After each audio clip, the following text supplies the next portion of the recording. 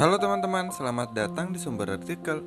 Kali ini di episode 40 yang berjudul Wanita Miskin Bertemu Presidir Tampan. Aku merindukanmu, Mas. Suara itu terdengar lembut dan manis saat menyentuh gendang telinga Andreas. Apakah ini mimpi? Jenny mengatakan jika dirinya merindukanku. Apa aku tidak salah mendengar kalimat yang diucapkannya? Aku tidak dapat mendengarnya, Dek, ucap Andreas memastikan. Ya, sudah tidak usah dengar. Dia marah. Itu artinya ia tidak salah dengar bahwa Jenny merindukannya. Andreas merasa sangat bahagia kini. Bahkan rasanya ia ingin melompat kegirangan, namun ia menutupinya dengan bersikap tetap tenang. Aku juga merindukanmu, Dek, bisik Andreas lembut. Ia lalu mengecup bahu polos Jenny yang bersinar di terpa lampu dan menyesap aroma khas bunga dari tangkuk Jenny. Jenny sendiri menjadi sangat tegang saat napas Andreas perlahan terus bergerak di tengkuknya. Hingga kini wajah Andreas begitu dekat dengannya. Saat Jenny menyentuh wajahnya lembut dari mata hingga turun ke bibir Andreas memejamkan matanya agar dapat merasakan sentuhan lembut Jenny hingga Jenny menurunkan tangannya dari wajahnya.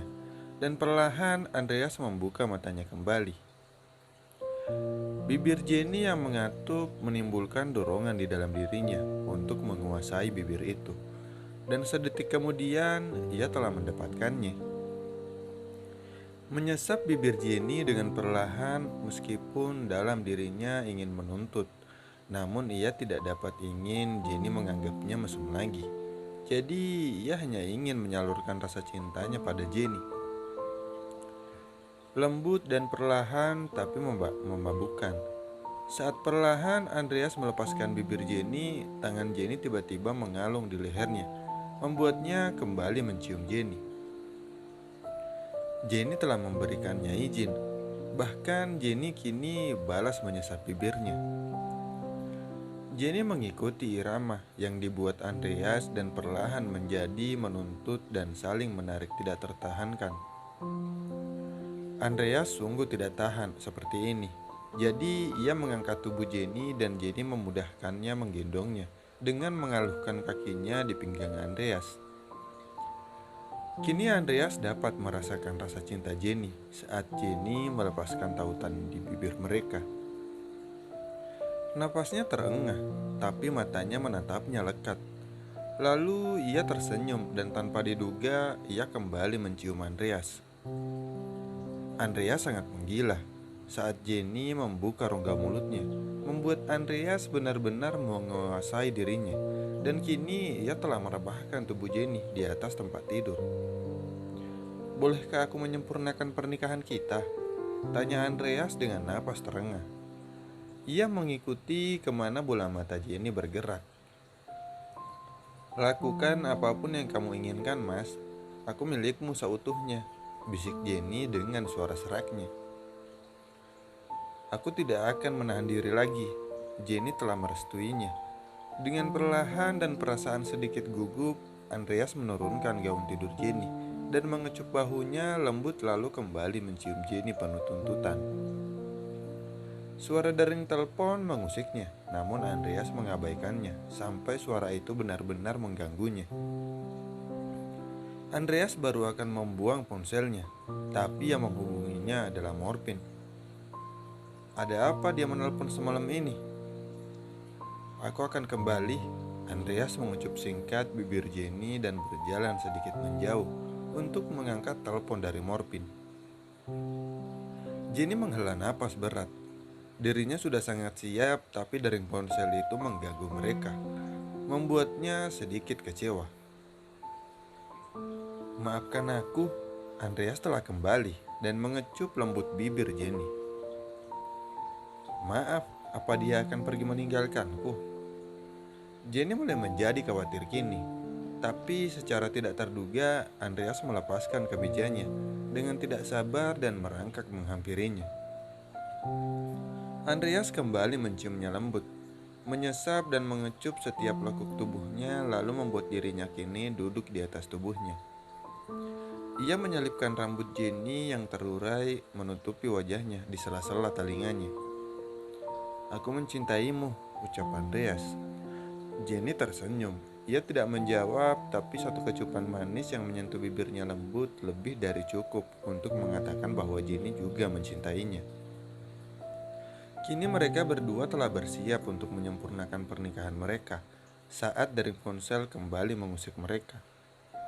"Sungguh merusak suasana." "Apalagi?" teriak Andreas karena kesal saat mengangkat ponsel di sebelah Jenny. Wajah galak Andreas berubah menjadi diam.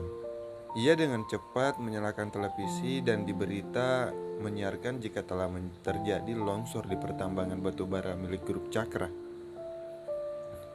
"Bukankah sudah aku bilang jika cuaca buruk hentikan pertambangan?" ucap Andreas. Ia terlihat sangat marah, membuat Jenny sedikit merasa takut. "Tenanglah mas." Jenny mengusap lembut bahu polos Andreas, membuatnya sedikit menjadi tenang. Andreas menarik napas kesal. Terjadi longsor di tempat pertambangannya, dan beberapa pekerja di tambangnya dikabarkan tertimbun longsor. Dan kini di pertambangan sangat kacau kini. "Jenny, mas mau pergi, maafkan mas." Jenny merasa kecewa sekaligus sedih, tapi ia berusaha untuk tetap tersenyum. "Mas berjanji akan kembali saat pesta pernikahan kita." Andreas mengecup lembut kening Jenny sebelum memasuki mobilnya dan melaju pergi meninggalkannya sendiri. "Hati-hati mas," Jenny berucap pelan. Angin berhembus sangat kencang dan hujan akan segera turun kembali. Perasaan Jenny sangat khawatir, tapi ia percaya jika Andreas akan kembali. Hari pesta pernikahan semakin dekat. Jenny menunggu Andreas mengabarinya, karena sejak malam itu Andreas masih belum menghubunginya. "Semoga kamu baik-baik saja mas," ucap Jenny berdoa dalam hati sambil terus memegangi ponsel yang sebelumnya diberikan Andreas padanya.